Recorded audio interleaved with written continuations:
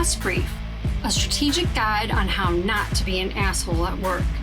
You'll learn about bad bosses, how they can be detected and handled, as well as how to tell if you happen to be one.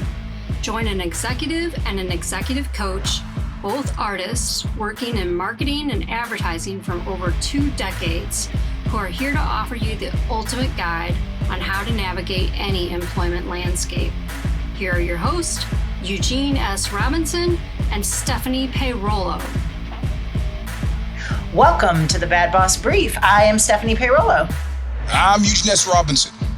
And today we're going to talk about narratives to reframe, specifically 3 narratives to reframe.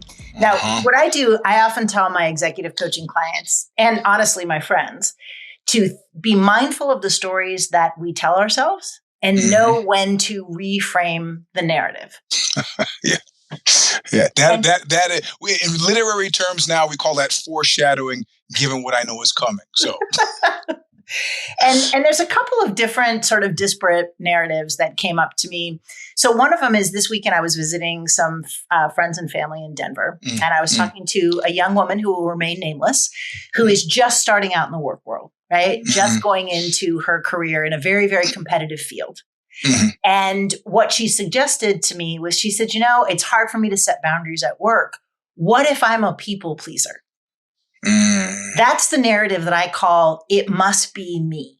And what I suggested to her was, well, maybe it's always good to continue to be aware of our, ways that we can grow and things that we can do more skillfully. But I said, you're a young woman at the beginning of her career in a very competitive atmosphere. It might not be you. It might be the system. And I told her, I said, I've worked for and with so many white men, usually middle-aged, whose expectation is that every woman in the room is going to take care of them. Either take care of them by bringing them a cup of coffee or take care of them emotionally. That's just, it's like built into their way of moving through the world. And so if a young woman new in a workplace is feeling as if people might be pushing her boundaries, or she might not be able to say no in the same way that she did before and get it heard, it might not be about her. It might actually be about the system. Yeah, which is sort of horrible in its leveling effect. I mean, I'm recalling once being in an office and having an office, before everything got bullpenized, and a younger staffer coming into my office. Can I talk to you for a minute? I said, yes. It's very easy to talk to me standing.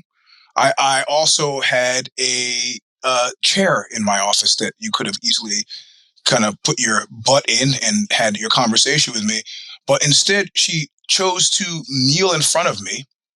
And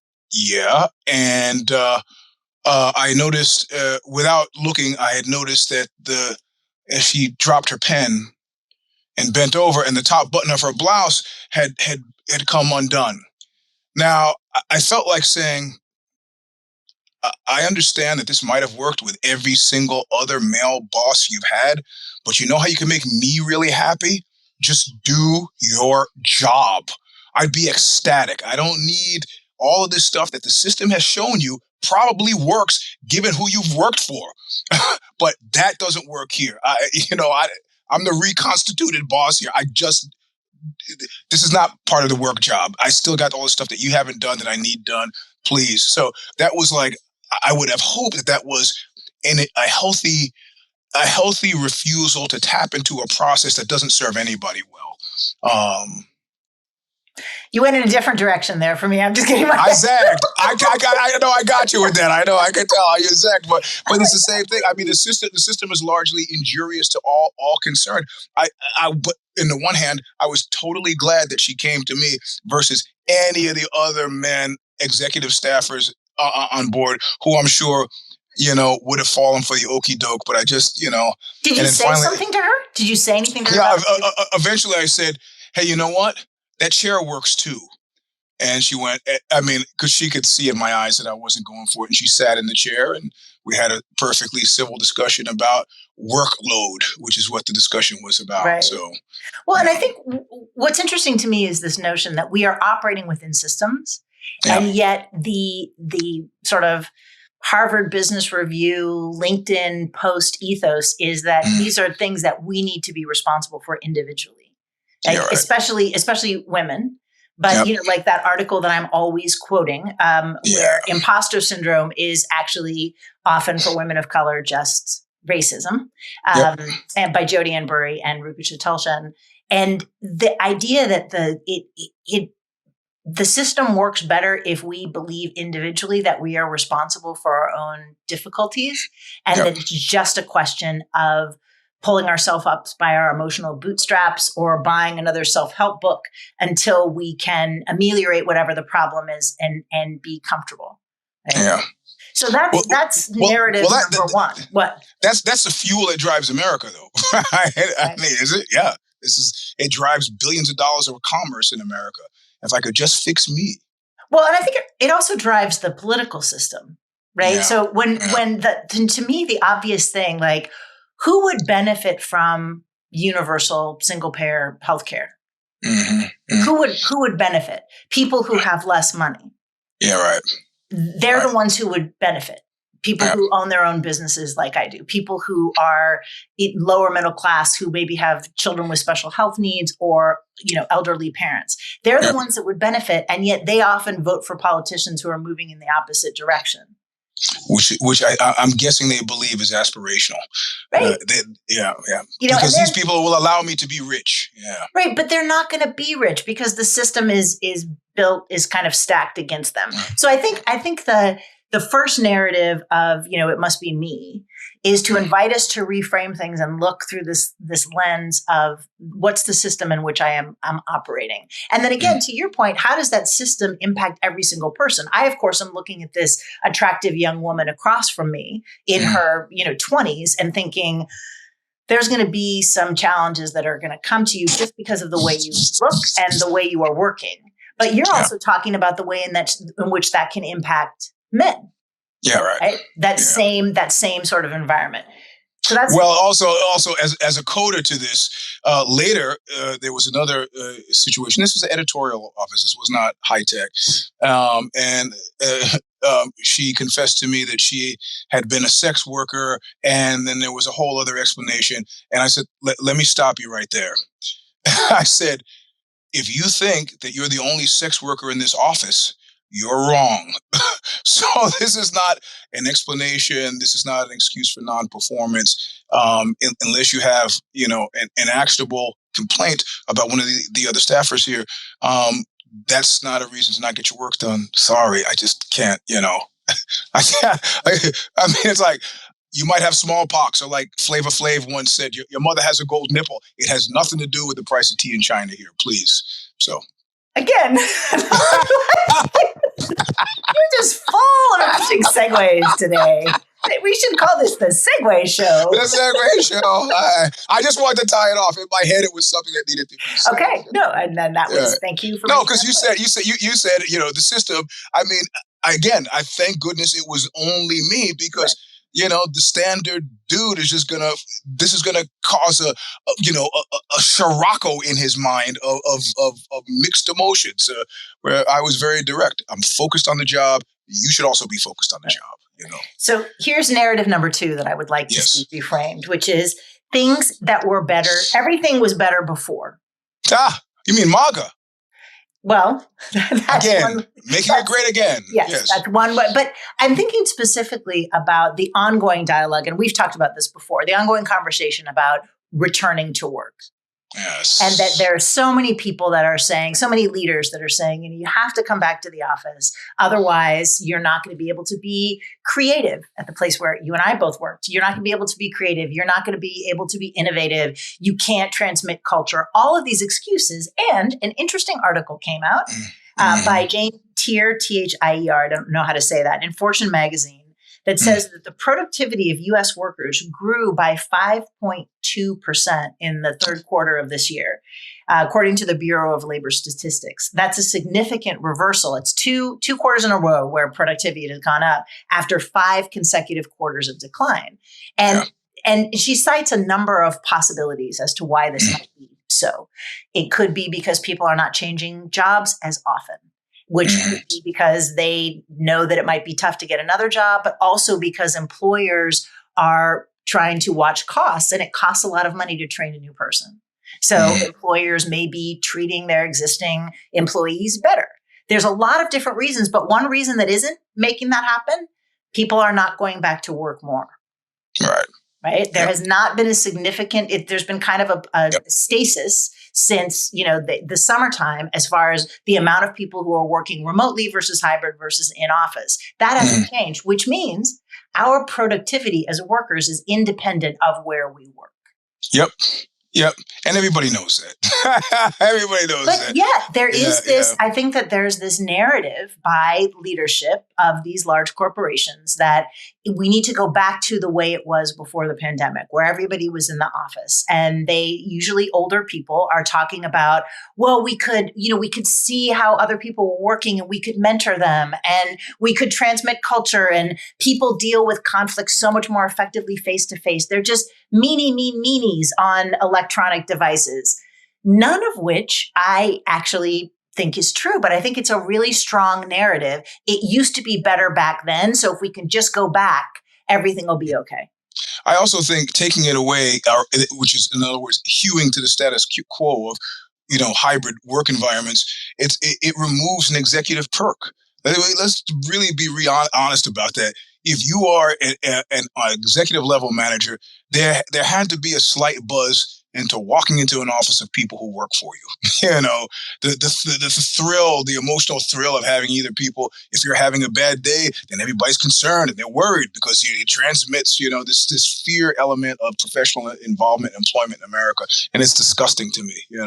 I think that people who are really good bosses actually do not care about that kind of stuff. But whatever, I guess the lesser bosses rule the world here.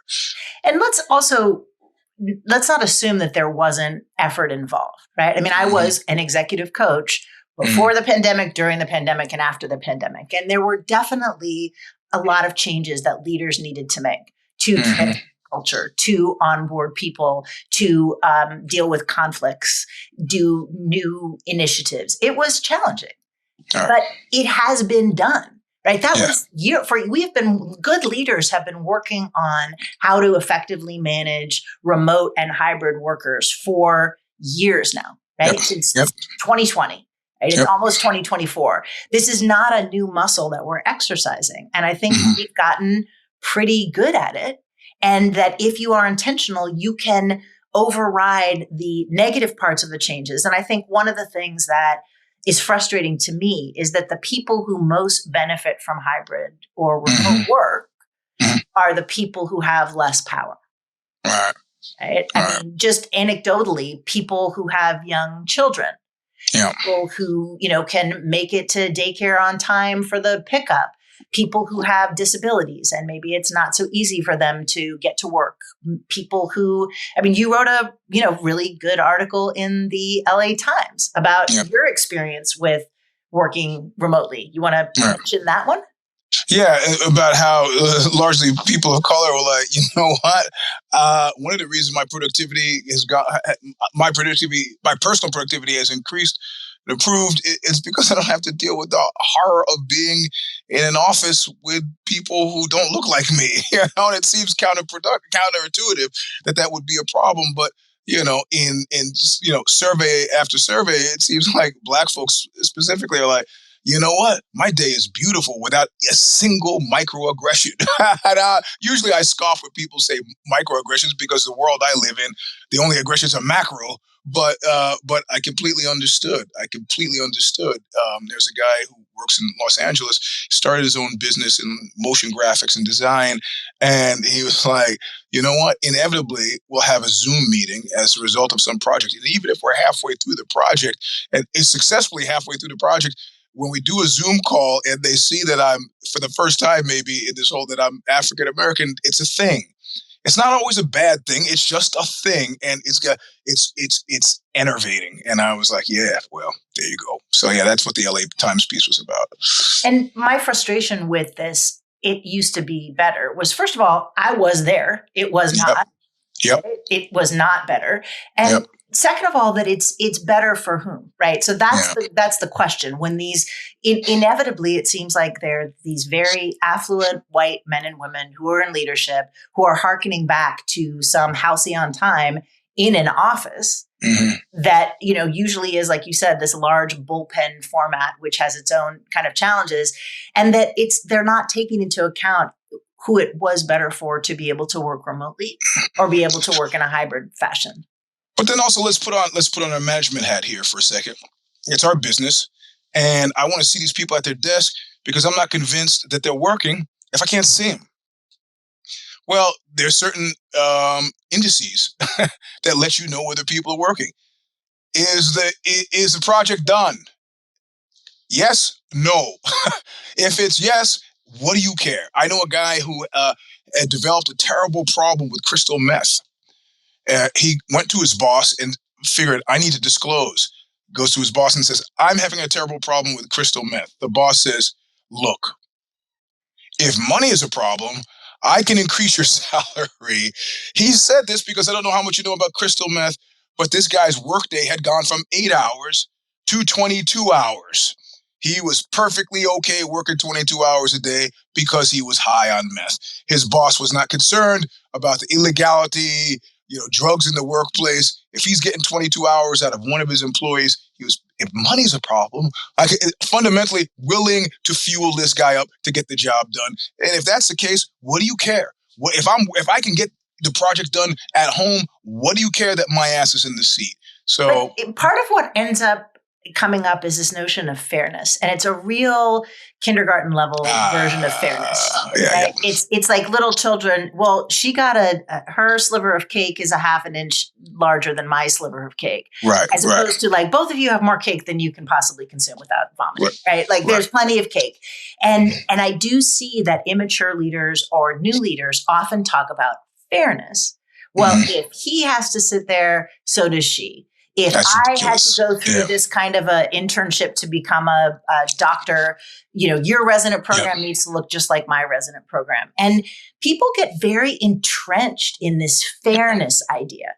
And it's managers and it's also employees, right? Like it's employees. Yeah. And they will have this, well, like I did this and how come he got this and I didn't have that, they're bean counting. And they're not acknowledging, and I think that it is often difficult to say, person A just works faster and more efficiently than person B.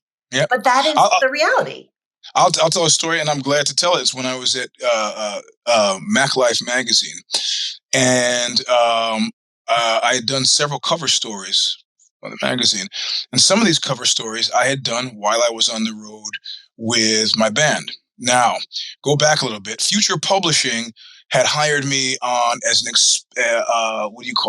essentially a biz dev editor. And I was supposed to start there or develop for them an action sports division. Put together a proposal, go to Las Vegas, meet with the UFC people, and put together, an offer for them.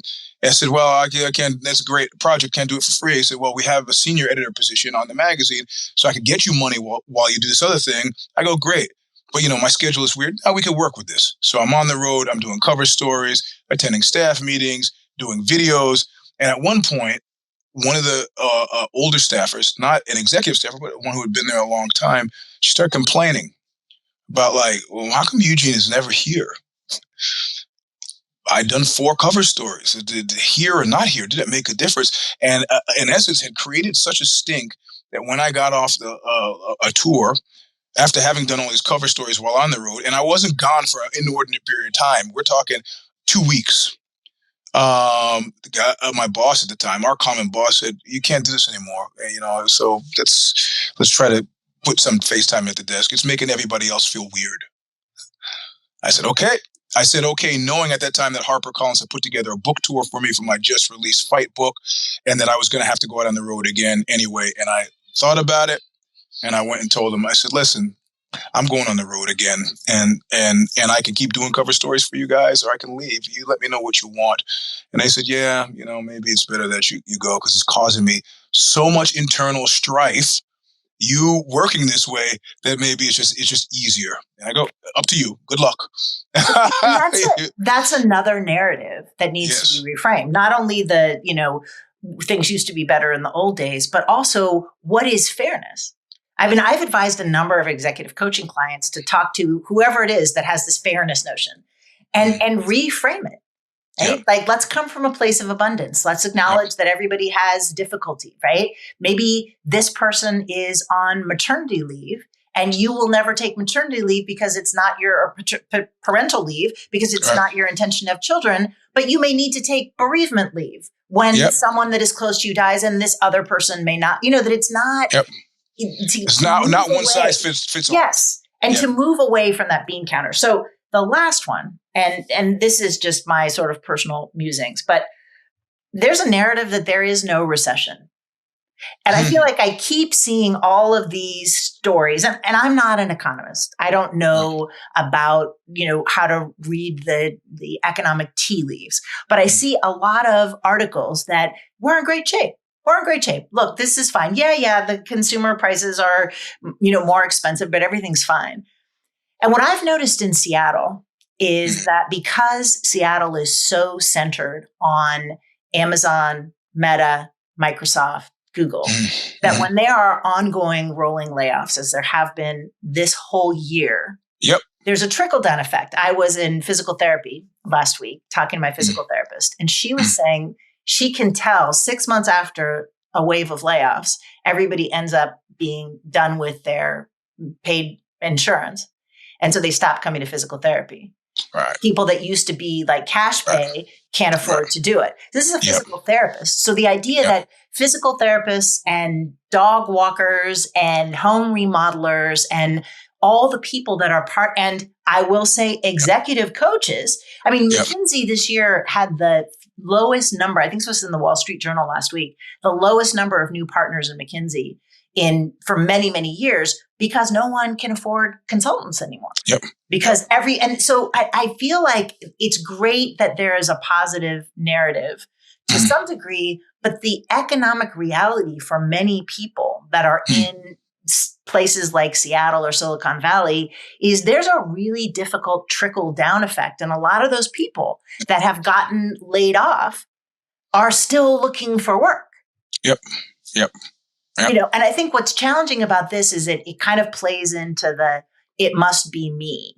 Yes. Because it's like, hey, economic signs are all great and the Federal Reserve doesn't have to, raise rates anymore. And it must be your problem that you can't get hired, get new clients, make ends meet on the same salary that you had a year ago. What do you think about that one? Do you see that too? Well, I see it too. I like that we've done this circular thing. So this has been like a raga. So we got it's you, but also I have to say, and this is anecdotal, that the only people I know, and I'm talking now, let's say 30 people. There are 30 people I know who work in high tech.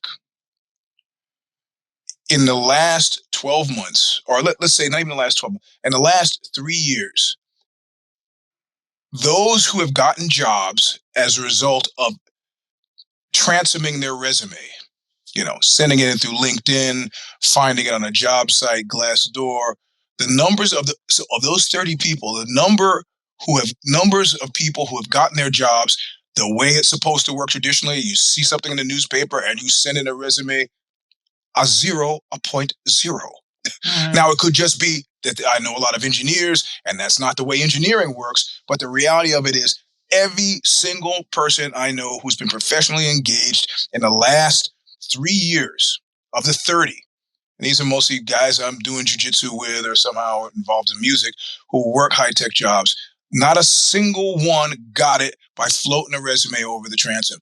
That means every one of them got it through an association, a personal association, like, hey, you got a job opening there. Can you get me in the door? Oh, yeah, I'll get you in the door. And as much as I like that, that's not a healthy way for the system to work, And then what's the narrative that you're telling yourself, right? Because then I could see that the follow-on of that for a person that's listening to us who might have been unemployed for an extended period of time is for that person to say, well, it must be my fault because I don't have a robust enough network. as opposed to acknowledging this is a systemic issue. This Yes. is global. And the reality is LinkedIn is so chock full of people pitching themselves that sometimes you can't cut through the clutter. Right? Yeah. It's really hard to build a network right now. And I have people emailing me all the time with some sales offer, some whatever. And I try to listen to people who might actually just need some help. But it's really tough. So I don't want people to think like, oh, well, I can't get a job in the way it used to be. Now I have to build my network. And so it must be my fault. It's again, systemically, things are not great in the world of high tech and advertising, which is the one in which we live. All right, we've got a few minutes left. Do you have a fire me? Yeah, I do. And you're probably going to roll your eyes and go, Eugene, yeah, you know what? This is old news, but it's new news to me. And I enjoy, and it's going to be a little bit of a zag, like the show started out with a little bit of a zag. Somebody gambled it all, lost everything, a la our former boss, Carlos Watson, got popped and is largely finished because it was discovered that in the run up to their book being released in the spring of 2024. Do you know where I'm going with this? No, I don't. I don't know who you're talking about. There's this woman, and she went on Goodreads, which is owned by Amazon, and left 1-star reviews for a plethora of first-time writers, all of whom happen to be, weirdly enough, people of color, Asian people, African-American people, Latino people, gave 1-star reviews. Well, eventually, the ducks get in a row and people are like, who's this person leaving all these 1-star reviews? So somebody does a little amateur sleuthing and finds out that whoever it is giving 1-star reviews is also giving 5-star reviews to another author. The same author. Somebody approaches this author and says, what's happening here? And she says, oh, it's my friend Lily. So, well, can you put us in touch with Lily? She sends back some hastily constructed series of text, presumably, where she's like, Lily, you got to stop doing this. I know you're a big fan of mine, but stop doing this. And eventually somebody figures out there's no Lily. So now she has lost her big publishing deal. The book has been yanked. She's lost her agent. Her PR company is still teetering on the fence. The booksellers have yanked her book from the, and apparently her book was probably slated to have a pretty good run in March of 2024. But she is effectively done. She's written, as we would have advised on this show, she's written a very long letter of apology, blaming drugs and alcohol. Okay. And she has checked herself into a rehab facility. I'm not being cynical necessarily, but this is a successful PR 2-step if there ever was one. Apologize.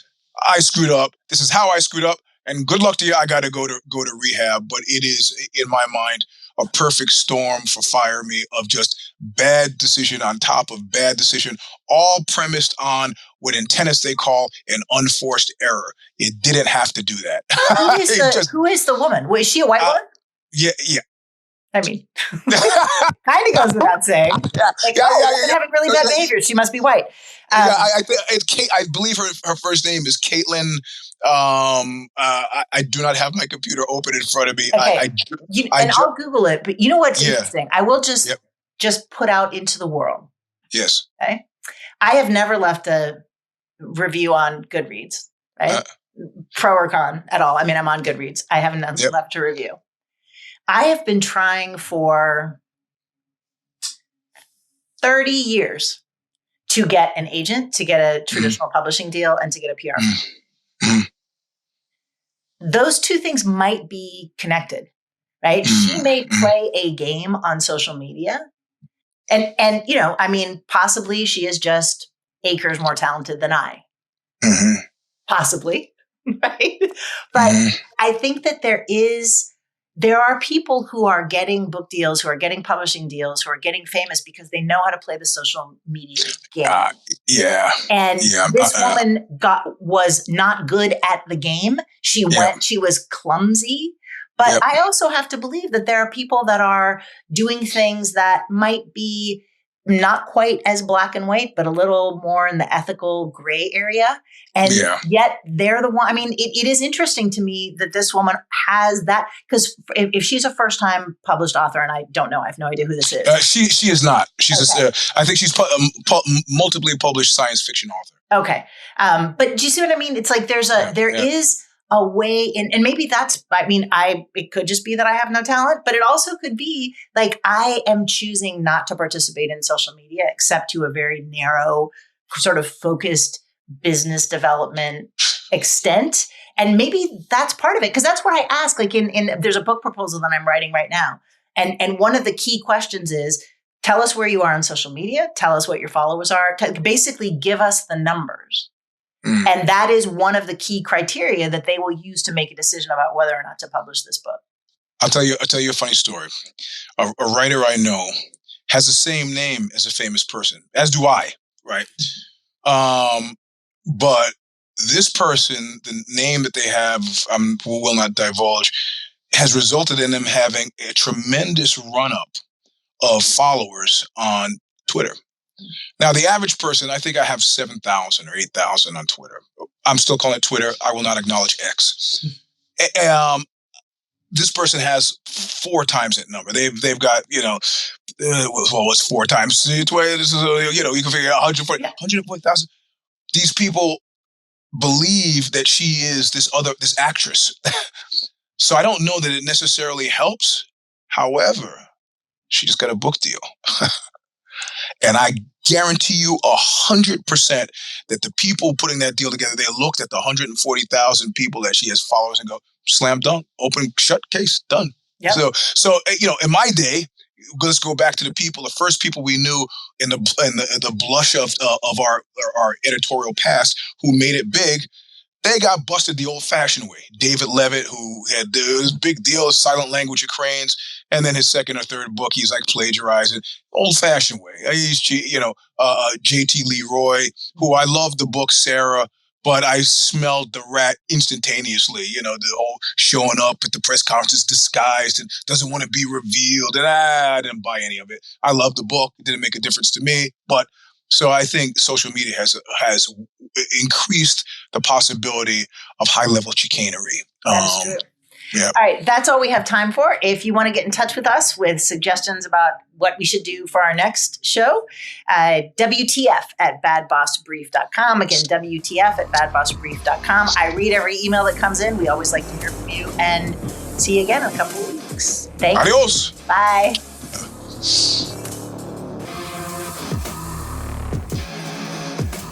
Thank you for joining us for another episode of the Bad Boss Brief podcast with your hosts, Eugene S. Robinson and Stephanie Peirolo. You can check out more of their work by visiting consigliera.substack.com for Stephanie and eugenesrobinson.substack.com for Eugene. You can also find Eugene at Mr. Sleep 3, that's number 3, on Instagram. Reach out with your questions, concerns, work case situations, or suggestions to us at WTF@badbossbrief.com. We personally answer every submission. Be sure to join us at badbossbrief.substack.com every other Wednesday for episodes of Bad Boss Brief and every single week for our Sub Rosa shorts, so you can gain further insights into your workplace environments. Until next time, don't be an asshole at work.